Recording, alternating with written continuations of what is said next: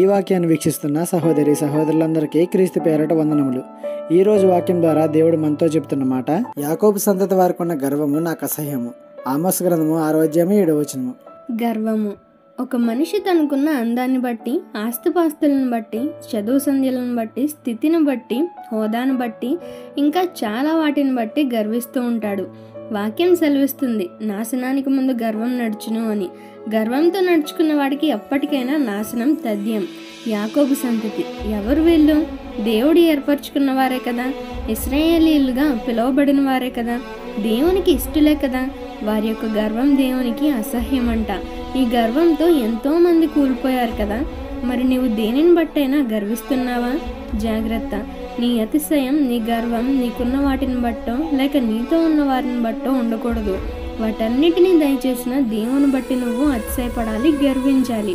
నీ స్వక్రియలతో వచ్చే గర్వం నిన్ను పతనానికి తీసుకువెళ్తుంది.